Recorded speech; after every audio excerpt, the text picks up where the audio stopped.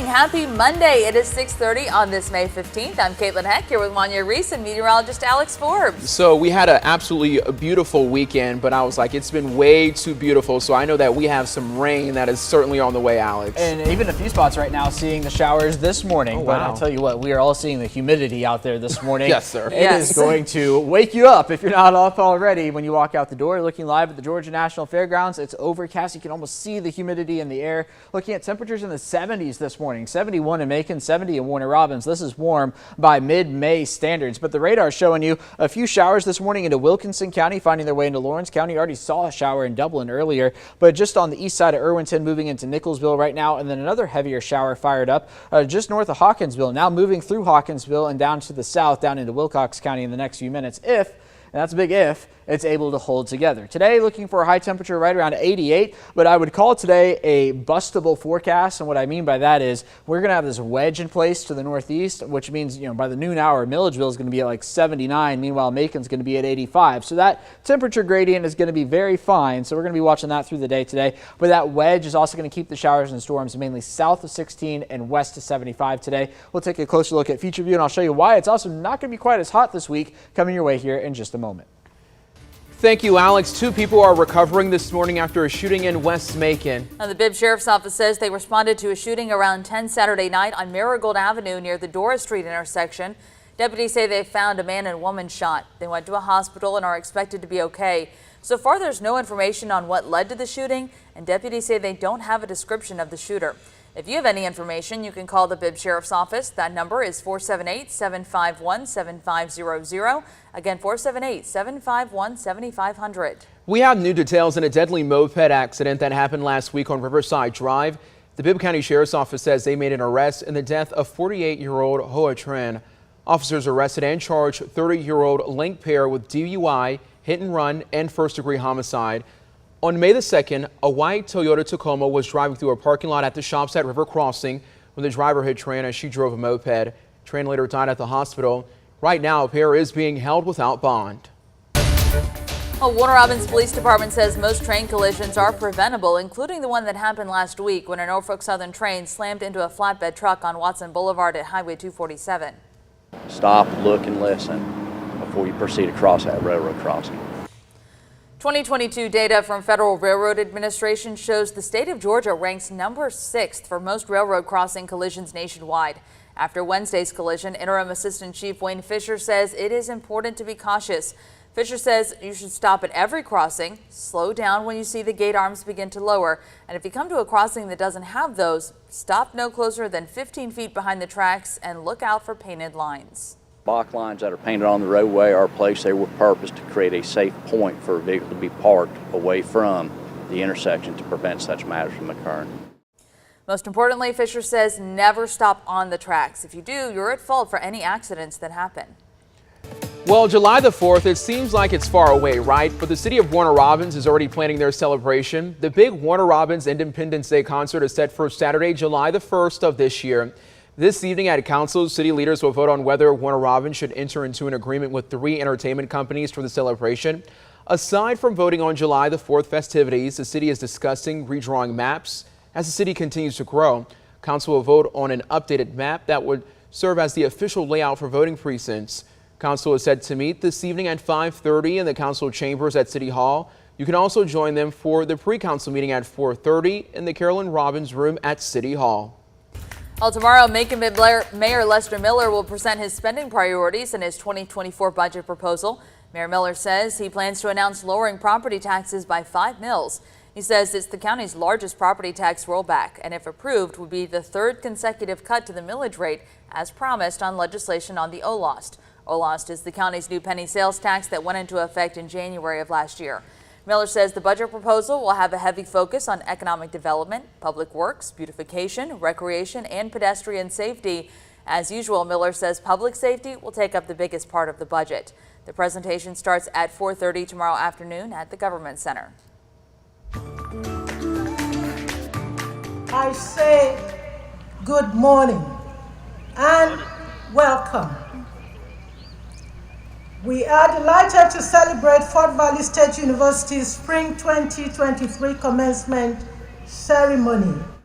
Central Georgia is full of graduates from Fort Valley State University today. The 82nd spring commencement ceremony featured William F. Pickard, founder and executive chairman of Global Automotive Alliance Manufacturing and Chain Management, as the keynote speaker. 69 students graduated with honors on Saturday, including the valedictorian, Marina Perez. Congratulations to my fellow grads and your families. We made it. Today and for the rest of our lives, our alma mater, we have a new meaning for us. This morning, Mercer seniors and graduate students will celebrate their graduation. Commencement is set for 8 to 11 this morning at 5 Star Stadium, and you definitely want to make sure you pack your patience because the traffic can get bad around that area. And we at 13 WMAZ want to congratulate everyone who graduated or who's graduating soon. We are so proud of you, Caitlin. Yes, and we continue to celebrate all these great grads. We've gotten so many pictures in so far. Senna Fowler graduated with a dual degree from Albany State College and graduated from Westover High School. She's now on her way to Florida A&M University. That is great. A big congratulations to Jason Young Jr. He's graduating from Twiggs Academy. Great news for all the educators. Heather Smith graduated from Georgia Southern with a master's in education, so she's about to be hopping onto the teaching wagon soon. And Dylan Burge about to make his way into the world after graduating from Middle Georgia State University. We want to keep celebrating all the grads here in Central Georgia, so text photos of your great grads to 478-752-1309. Make sure you tell us their name, where they're graduating from, and why they're so great. And we'll be sharing that right here on 13 WMAZ. 6:37, the Dooley County Bobcats field has a new look ahead of the 2023 football season. The school system announced the brand new turf is ready for some football. Tomorrow evening, the school is hosting a ribbon cutting ceremony. It starts at 7 p.m. at the football stadium located on North 3rd Street in Vienna. Tomorrow, you can hear from a GBI special agent at Georgia Military College as part of the National Peace Officer Memorial Day ceremony. A wreath will also be laid to honor fallen officers. It's happening at 7:40 tomorrow morning at the Grant Parade Field. Hospitals aren't only facing a nursing shortage. Find out what hospitals are doing to bring in more surgical techs and how the shortage could impact you. Plus, the FDA released some new guidance on outdoor dining with Fido tagging along. Hear what it could mean for you if you want to bring the dog to your next outdoor dining.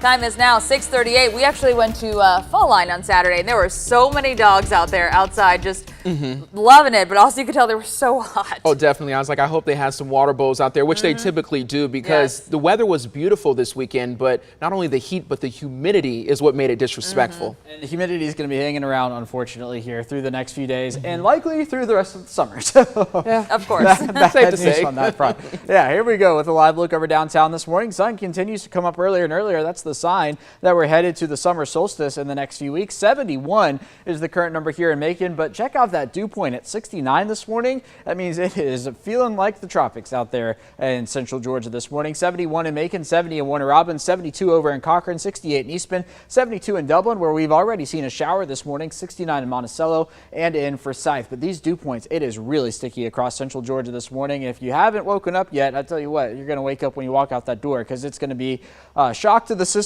when you walk out the door. We're also looking at showers in a handful of spots this morning. Saw them up near Milledgeville earlier, now down into Wilkinson County, moving their way into Lawrence County. Heads up Dudley. If you're headed out to the bus stop here in the next few minutes, could see a shower on your doorstep. And then into Hawkinsville, saw a heavier shower move through. That's now moving down to the south. We'll see if it makes it to Pineview. I would bet against it making to Pineview because I think it's falling apart. But we've got this front draped across the area, and anytime we get a cold front shaped like this, it's indicative of the winds coming down the leeward sides of the Appalachian Mountains. Translated, a very weak wedge is in place across parts of northeastern Georgia, and through the course of the day ahead, that's going to keep the shower and storm activity mainly west of Interstate 75 and south of Interstate 16. It's also going to keep the temperatures up to the northeast cooler. So while it's 84 in Macon and Warner Robins, we'll be hanging on to 79 in Milledgeville by the noon hour. You can see what I mean, not looking at a whole lot of activity the closer you get to Augusta, but on the west side of 75 and then south of Interstate 16, scattered showers and storms. One or two storms will be possible, maybe even some hail if you're lucky is not the right word, but if you are in the air zone to see it, it will be possible through the day ahead. And then once we get to tomorrow morning, that wedge will begin to fade away. And then tomorrow afternoon, everybody has a chance to see showers and storms across Central Georgia. Again, some hail will be possible, definitely the lightning strikes, and then on Wednesday, not looking at quite quite as much activity, and whatever we do see, I think is going to be a little further south as the front that's bringing the showers and storms is stalling out. It's going to have waves of energy roll along it, and that's going to bring showers and storms down to the south. Now, if that front stalls out any further north, of course, that will implicate us for rain chances later in the week, but as of now, I have them lower before a front comes through on Saturday and begins to clear us out. So today is graduation over at 5 Star Stadium for Mercer University. Congratulations to all the graduates. I don't think we have much of a rain threat to work with, but we have plenty of humidity to go around. So if you are headed out to 5 Star Stadium here for graduation, I think it's at 8 or 9 this morning, you're going to be looking at temperatures fairly reasonable, but the humidity very unreasonable this morning here in central Georgia. A 60% chance of rain for tomorrow. Again, that's going to be area wide, whereas today I'm thinking the better chance is south and west. And then temperatures, that's not a typo for Thursday. 75 there before we're back to 87 next Sunday.